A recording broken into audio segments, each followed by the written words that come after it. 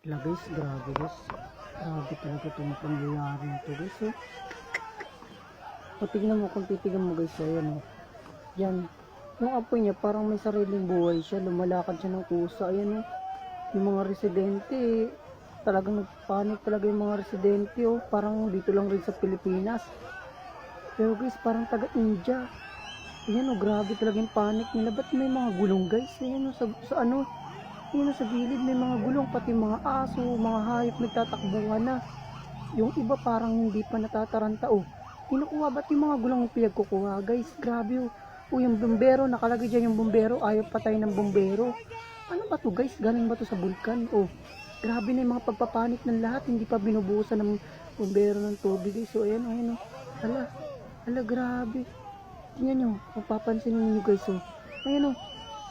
Parang may sarili siyang buhay. Ayan, parang may sariling buhay. Tingnan mo ha.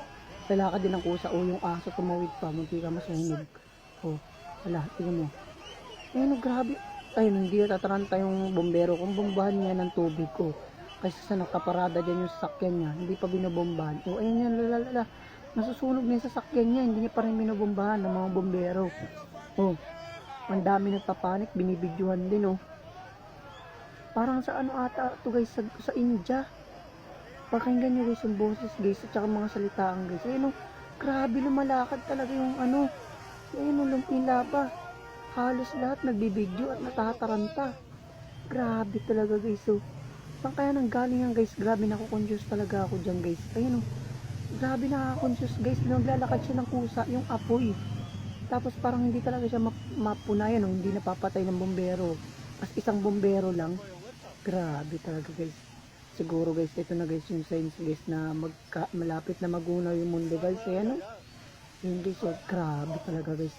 Ayun, lumalakad pa. Parang, ano siya yung may sariling mundo kung saan siya lalakad yung apoy na to, dun siya pupunta. Kasi yung kalahati wala naman. Hindi siya lahat talaga mamabaha.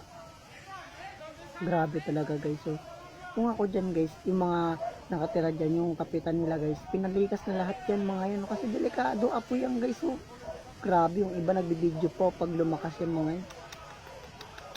Grabe. Yung isang sasakyan, tingnan mo, ngayon lang inalis niya yung sasakyan niya, kung kailan malapit niya maano yung masunog na sasakyan niya. Yung pinagtataka ko, yung bombero nasunog pero hindi pumutok yung sasakyan, yung sasakyan ng jeep. Pero hindi naman edited talaga guys, yung talagang, ayan talagang apoy talaga siya na may pinanggalingan. Kala mo galing sa bulkan, grabe talaga. Kung yung iba guys, di na alam kung anong gagawin talaga. Pero parang easy